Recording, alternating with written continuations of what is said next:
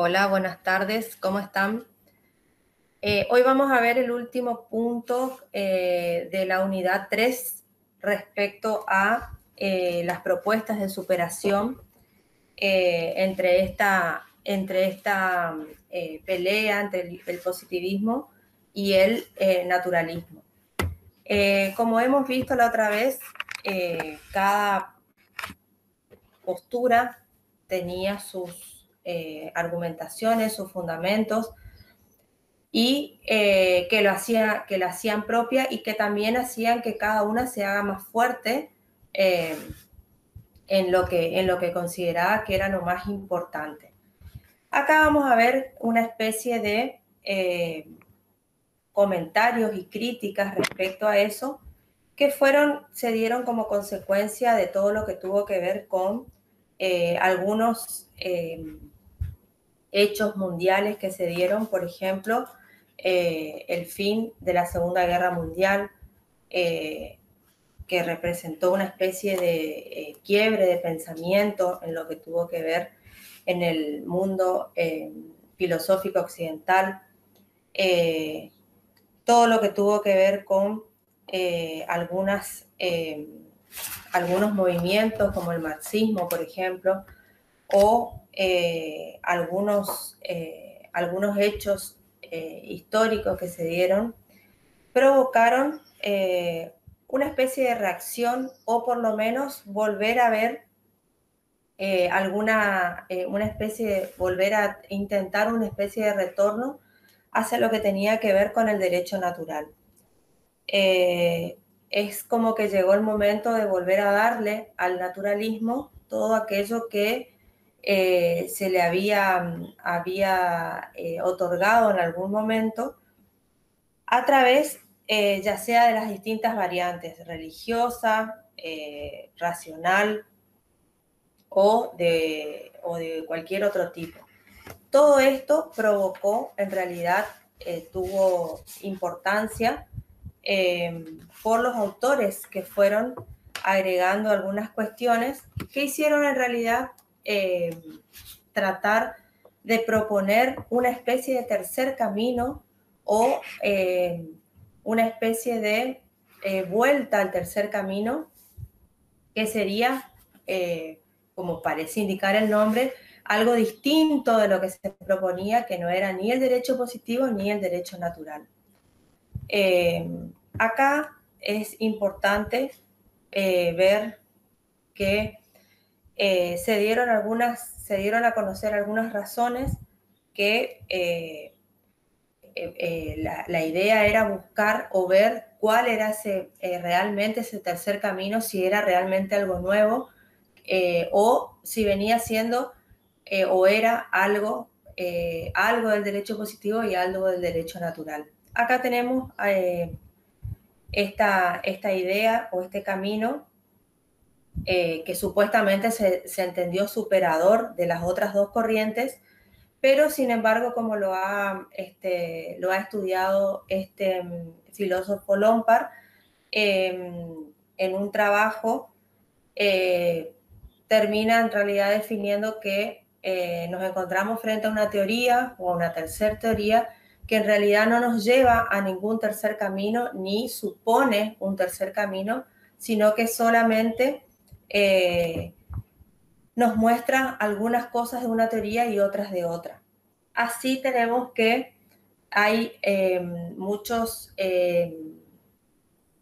libros que estudian esta cuestión. Por ejemplo, hay una obra que se llama Más allá del positivismo y del derecho natural, que nos habla de justamente este tercer camino, que de hecho sabemos que no trajo una solución definitiva. Sí es importante el aporte de Lompard en este caso porque más allá de lo que tiene que ver con el positivismo y con el naturalismo, dice que si hablamos o si tuviéramos enfrente un tercer camino, una tercera solución o una tercera teoría, en realidad esa debería ser una teoría nueva, incorporada con otro tipo de fundamentos y de estructura distinta de las que ya existen y no ser una mezcla de estas dos anteriores que ya conocemos. Puntualmente lo que es el aporte de Lombard, en primer lugar, este autor dice que lo que tiene que ver con el positivismo y el justnaturalismo, él precisamente no las considera teorías o corrientes que sean contrarias entre sí, porque no se trata de decir que existe una sin la otra, sino que podemos decir que alrededor o también con la existencia de la ley podrían existir postulados de derecho natural. Para él, todas las afirmaciones tienen basamentos o todas sus ideas están afirmadas en lo que tiene que ver con la tesis positivista, pero también dice que esa tesis positiva tiene necesariamente una apoyatura en lo que tiene que ver en los postulados de derecho natural. Él dice que si admitimos que este tercer camino o esta tercer postura, estamos hablando de teorías que en realidad ya nos hablan de postulados que vimos en ambas teorías, en la del derecho natural y en la del derecho positivo. Él tiene su idea de que el derecho natural es un derecho universal, que no cambia, inmutable, innegable, evidente, pero también cree en lo que tiene que ver con las exigencias de tipo jurídicos, sociales, pueden ir cambiando a lo largo de las épocas, que eso también es muy importante, es decir, que él creería en una especie de versión de derecho natural que sí puede cambiar teniendo en cuenta las realidades sociales, teniendo en cuenta la sociedad que va avanzando, teniendo en cuenta que los países son distintos y entonces ahí tendríamos que ver que ese derecho natural no sería el derecho natural que nosotros conocemos como que es totalmente inmutable. Y también tenemos que, respecto al derecho positivo, tiene la particularidad de reconocerle al legislador, por ejemplo, que tomó una determinada decisión respecto a una cuestión. Él también dice que esa decisión respecto a una determinada cuestión también está inspirada y también tiene, aunque no se pueda apreciar, inspirada en determinados valores o en determinados principios. Es decir, concretamente tenemos que entender que es importante la voluntad del legislador, pero que también está inspirada en algunos principios. También tenemos que esta cuestión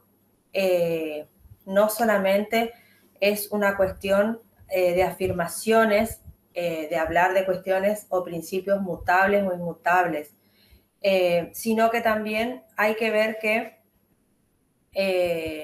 para nosotros tenemos lo que se llama una justicia natural y también tenemos o consideramos que la justicia puede ser variable. Y hay que tener en cuenta también que esta discusión que tiene que ver con esta dialéctica entre justnaturalismo y positivismo fue traída por la modernidad y ya sabemos que no se trata en realidad de un derecho natural que no cambia y universal frente a lo que es un positivismo histórico o relativista. Es decir, no se trata de dos posturas totalmente enfrentadas, disculpen, sino que en realidad lo que tendríamos que intentar es advertir acerca de una definición o de una conexión que pueda hacer que en algo esa esa universalidad pueda ser variable y también esa parcialidad pueda modificarse. Es decir, que no partamos tanto de lo inmutable y de lo inmodificable y lo que es absolutamente universal. No considerar a esos principios, a esas cuestiones de derecho natural totalmente rígidas, sino que a través de todo el cambio que hubo en la sociedad y la evolución del mundo en general, tendríamos que ir siendo un poco más flexibles con esas cuestiones. Y la reflexión final sobre la vuelta a este tercer camino que trata toda esta cuestión de las consideraciones respecto a los distintos derechos, tenemos que hacen reflexionar, como dice el propio Lombard, respecto a si este camino en realidad se trata de un tercer camino o solamente me está dando cuestiones particulares que hacen a una postura o a otra. No se trata tampoco de contraponerlas como características de una que no cambie, como características de otra que sí cambia, pero sí es importante, por ejemplo, alguna de las conclusiones que él saca respecto a toda esta cuestión de cómo ver, cómo tratar o cómo entender el derecho positivo, cómo ver, cómo tratar o cómo entender el derecho natural. Algunas cuestiones, por ejemplo, tienen que ver con que si nosotros partimos de principios que son indisponibles, es decir, son hechos de la realidad histórico-social, bueno, acá vamos a tener que, según el campo en que se trate, va a tener un distinto tratamiento. Y esa indisponibilidad va a estar relacionada con ciertos elementos que tenga. Por supuesto que esos principios inexorables que vamos a ver, o este principio, por ejemplo, la indisponibilidad, ya son históricas y en alguna manera se dice o se entiende hoy que pueden cambiar. Esta cuestión de la variabilidad, que es uno de los factores determinantes en los cuales justamente se apoya en una teoría que la otra no tiene, habla de todo de cambio, de poder mutar. Y ese cambio tenemos que hacerlo en base a una voluntad que sea libre de quien lo ostente o de quien tenga la potestad o la posibilidad de hacerlo en ese momento. Entonces, todo esto nos permite ver que este planteo de Lombard tiene trascendencia. ¿Por qué? Porque el derecho positivo ostenta o tiene una convivencia determinada entre los hombres que los rige en una sociedad y tienen un determinado comportamiento. Ese determinado comportamiento va a ir variando de acuerdo a cómo sea la vida en la sociedad donde se desempeñan y cómo sea en definitiva el movimiento de la sociedad. Y todo eso va a estar observado por el legislador al momento de tener en cuenta la elaboración de una ley. Pero definitivamente, a lo mejor, todo esto que tiene que ver con lo que es lo principal, lo más importante de un derecho y del otro, estamos con todo esto, a lo mejor la verdadera cuestión no es profundizar ni hacer más fuerte ni resaltar lo que tiene cada derecho, sino que lo que se buscaba es una especie de armonía o de convivencia entre los dos sistemas o cómo podría adaptarse uno al otro. Estas cuestiones tienen sus fundamentos y están estudiadas a partir de también lo que tiene que ver con las ideas de Herbada, de que, por ejemplo, el derecho positivo no es sola ni exclusivamente derecho positivo, y tampoco el derecho natural es solamente así, sino que se compone de ambos factores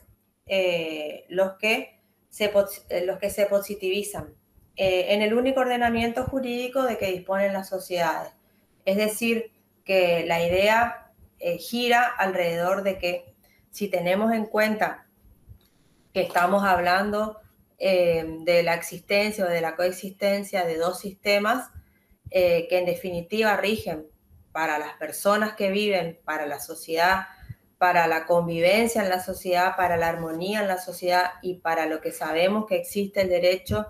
y el ordenamiento jurídico, que es para que las personas puedan solucionar pacíficamente sus conflictos y poder recurrir en caso de ser necesario.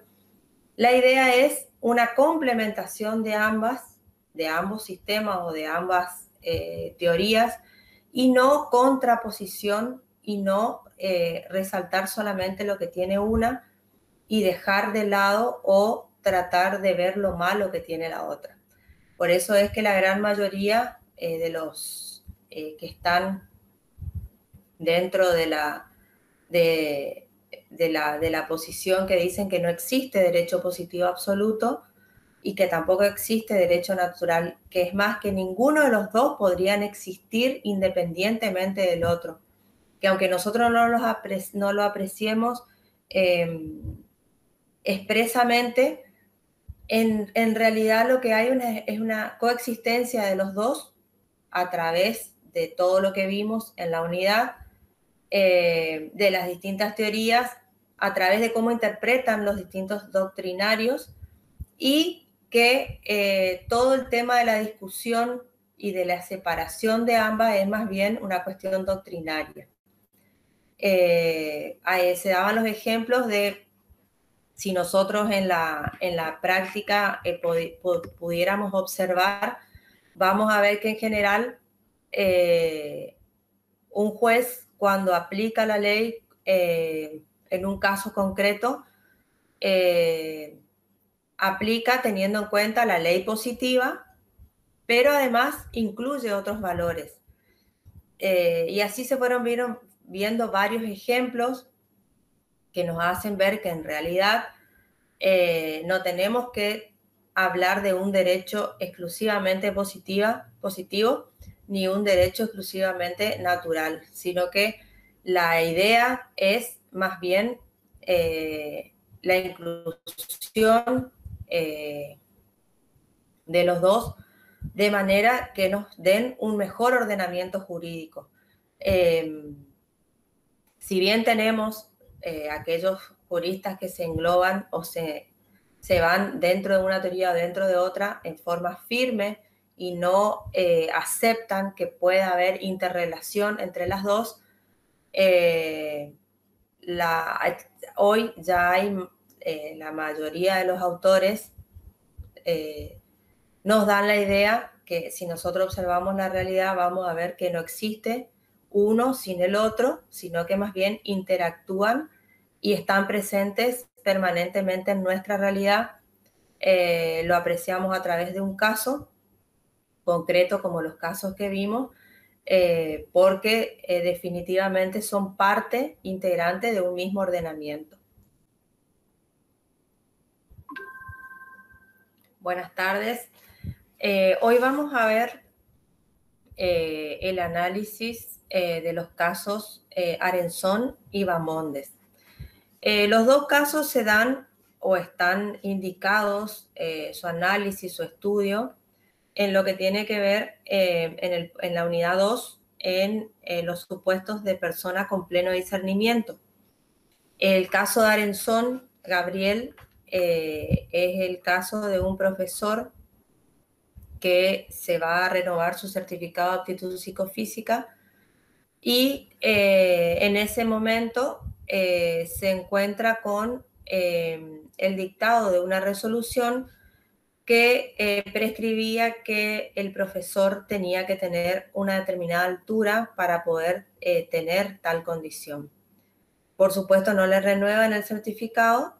y ante esto interpone una medida pidiendo la inconstitucionalidad de esa resolución,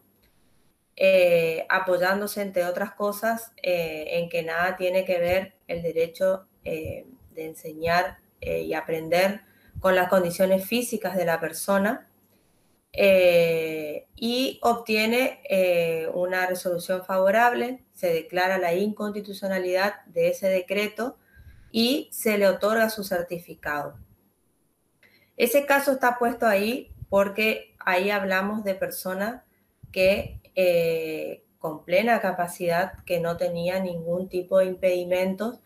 y mucho menos para negársele un certificado, siendo que ya estaba ejerciendo la profesión. Ahí se tiene en cuenta que se pasó por alto o se pasó por encima los derechos que tenemos por nuestra Constitución, que es nuestra ley máxima, mediante una resolución mucho menor. Por eso fue fácil ahí obtener la declaración de inconstitucionalidad, que es el proceso que se hace cuando encontramos una norma de menor jerarquía que contradice lo que dice nuestra Constitución. En este caso, avasalla los derechos de trabajar, el derecho de enseñar, de aprender, y en general no considera a la persona con ese pleno discernimiento, porque lo está limitando por una cuestión que además no tiene una razón determinada, porque si bien esa norma existía, después ahondando en los fundamentos se pudo fácilmente dar vuelta a esa resolución, entendiendo que nada tenía que ver una condición física de la persona con otra cuestión, y mucho menos otra cuestión en lo que hacía su profesión, y mucho menos una cuestión que tenga que ver con el discernimiento de la persona. Por eso ese ejemplo está puesto ahí. Y el otro caso que tiene que ver, que está dentro de lo que tiene que ver en los supuestos en los menores de edad, es el caso Bamondes Marcelo, que es el caso de aquel testigo de Jehová, menor de edad, que tuvo un problema digestivo grave en el año 1989, fue en Ushuaia, se tuvo que internar en un hospital porque tuvo una hemorragia digestiva y por su condición religiosa se negaba a recibir transfusión de sangre. Los médicos en ese momento entendieron que la negativa podía traerle graves consecuencias en su salud, incluso no sabían si iba a poder mantenerse con vida, y por lo tanto ante la negativa de él recurren a la justicia, y el juez de primera instancia y la Cámara de Comodoro Rivadavia autorizaron la transfusión. No obstante, seguía la negativa del paciente. Entonces, se llegó con el caso hasta el máximo tribunal, hasta la Corte Suprema de Justicia de la Nación, pero pasó que cuando la Corte ya se pronunció, ya habían pasado prácticamente 4 años y el paciente ya había sido dado de alta, no se le había practicado transfusión, tuvo la suerte de que pudo llevar adelante la situación mediante otros tratamientos alternativos, pero no se lo transfundió. Entonces ahí también, acá, teniendo apoyatura en lo que es la libertad de culto, la posibilidad de aferrarse a la creencia de una religión y entender las consecuencias de lo que eso significa. Acá hay otra cuestión también criticable, que es la llegada de la justicia tarde, porque en este caso Marcelo Bamondes salvó su vida y siguió viviendo, pero hay otros casos parecidos en que el paciente no pudo seguir viviendo por una cuestión grave de salud. Entonces, ahí es donde se analiza esta cuestión de que muchas veces la justicia llegada tarde no es justicia. Ahí la resolución de la Corte estuvo muy tarde, sin embargo, se hizo, es más, se dijo que no tenía ningún sentido el pronunciamiento definitivo porque en realidad la causa ya estaba solucionada, pero sin embargo fue muy criticada por haber llegado tan tarde la sentencia, y entender que muchas veces cuando se recurre a una cuestión es por algo realmente necesario y que se necesita una resolución urgente. Y en este caso, bueno, él salvó su vida y no hubo problema. Muchas veces lo que se plantea es en otros casos en que no tiene ese mismo final, qué papel al final cumple la justicia, eh, como, como, como, como modo donde uno o a donde uno recurre para intentar solucionar. Eso ya lo hemos visto en algunos otros casos prácticos, por eso es importante el estudio, porque cada caso es distinto, cada caso tiene sus particularidades y cada caso nos hace ver cómo muchas veces la justicia llega, hay veces tarde,